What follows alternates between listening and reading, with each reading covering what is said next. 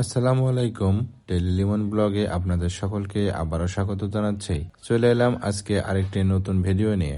গতকাল রাতে আমি একটু লালবাগে গিয়েছিলাম। তো লালবাগে গিয়ে দেখি লালবাগে খুব সুন্দর বাজার, মানে বুধবার ছিল। তো বাজারের দিনে লালবাগে বিভিন্ন ধরনের গাছ পাওয়া যায়, বিশেষ করে শীতের সময় অনেকেই ছাদ বাগান করে। তো বাজারে ঢুকে দেখলাম অনেকগুলো গাছের দোকান বসেছে। সেখান থেকে আমি কিছু মরিচের গাছ, বেগুনের গাছ এবং টমেটোর গাছ আবার কিনে নিয়ে আসছিলাম। নিয়ে এসে আমার যে টবগুলো আছে, মাটির টব, রাত্রেবেলায় সেখানে এসে হালকা করে মাটির গোড়াতে মাটি দিয়ে গাছগুলো রেখে দিয়েছিলাম। কারণ এর আগে আমি ওখান থেকে গাছ কিনে নিয়ে এসে আমার রুমে পানি দিয়ে রাখছিলাম, কিন্তু ওই গাছগুলো পরের দিন বিকেল হইতে হইতে সবগুলোই নষ্ট হয়ে গেছে। সেজন্য আমি এবার আর ভুল করিনি, রাত্রেবেলা নিয়ে এসে ওই কুয়াশার মধ্যেই টবের মাটির মধ্যে গোড়াটা ডুবিয়ে দিয়ে রাখছিলাম, একটু হালকা পানি দিয়ে রাখছিলাম। গাছগুলা বিকেল পর্যন্ত অনেক সুন্দর ছিল, একটাও নষ্ট হয় নাই। তারপর আমি বিকেলবেলা যখন গাছগুলো কাটতে গেলাম, প্রথম অবস্থায় পুরা টবের মাটিটা সুন্দর করে আলগা করে নিয়েছিলাম। মাটি আলগা করার পরে এই মাটিগুলোর সঙ্গে একটু জৈব সার মিক্স করে দিয়েছি। যেহেতু আমার এই মাটিগুলোতে কোনো জৈব সার মিক্স করা নাই, তাই গাছ কেনার সাথে সাথে একটা ছোট প্যাকেটের জৈব সারের প্যাকেট কিনেছিলাম। যেহেতু এখন আলুর সিজন, তাই সবগুলো সারের দোকানে জৈব সার অ্যাভেলেবেল আছে এবং দামও একটু বেশি। আমি যেহেতু ছাদে গাছ লাগাবো, আমার খুব বেশি বড় বস্তার প্রয়োজন ছিল না, সেজন্য আমি একটা 5 কেজির প্যাকেট কিনেছিলাম। তারপরে জৈব সারটি খুব ভালোভাবে আমার টবের মাটিতে মিক্স করে নিয়ে আমি সুন্দর করে লাইন ধরে গাছগুলো রোপণ করতেছি। আমি আসলে খুব অল্প পরিমাণ গাছ নিয়েছিলাম।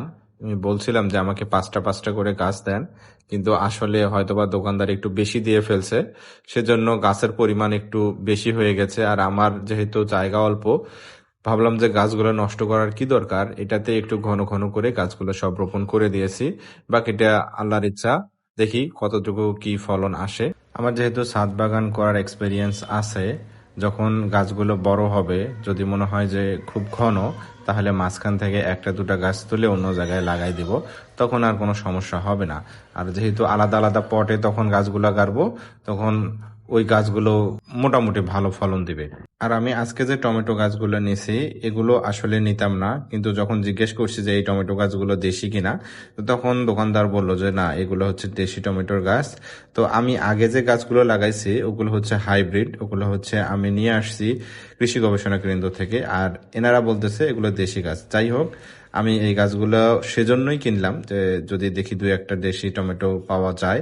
যদিও বা বাজারে যেগুলো বিক্রি করে সেগুলো বেশিরভাগই হাইব্রিড হয়, কিন্তু ওরা বলে যে এগুলো দেশি গাছ। আসলে দেশি টমেটো যেটা হয় সেটা হাইব্রিডের চাইতে স্বাদটা একবারে আলাদা থাকে এবং খেতে অনেক ভালো লাগে। সেজন্য এই টমেটোর গাছগুলো মূলত আমি কিনছি। তো এই টবে গাছ লাগানোর পরেও আমার আরো কিছু গাছ বেশি হয়েছিল। তো আমি ভাবতেছিলাম যে এই গাছগুলো কি করব। তো পরে এই গাছগুলো তো নষ্ট করতে পারবো না, সেজন্য আমি আমার যে পেঁপে গাছের যে টবটা ছিল এইটাতে আসলে আমি শাক দিতে চাইছিলাম, কিন্তু আপাতত গাছগুলো বাঁচায় রাখার জন্য তো এখানে গাছগুলো সবগুলোই মাটিতে রোপণ করে দিলাম। পরবর্তীতে যখন গাছগুলো মোটামুটি শক্তিশালী হয়ে উঠবে, তখন এগুলো এখান থেকে তুলে অন্য একটা আলাদা আলাদা পটে আমি লাগাই দিব। এখন এখানে গাছগুলো রোপণ করে রাখার কারণ যেন গাছগুলো শুধু বেঁচে থাকে, মারা না যায়। তো আজকের মতো আমার গাছ রোপণ করা শেষ হয়ে গেল। এখন শুধু আরেকটা কাজ বাকি আছে, সেটা হচ্ছে গাছগুলোতে পানি দেওয়া। আমি খুব সুন্দর করে গাছগুলোতে পানি দিয়ে দিলাম। আমার আজকের ভিডিওটা আপনাদের কেমন লাগলো সেটা অবশ্যই কমেন্টস করে জানাবেন। সবাই আমি এবং আমার পরিবারের জন্য দোয়া করবেন। সবাই ভালো থাকবেন, সুস্থ থাকবেন। আল্লাহ হাফেজ।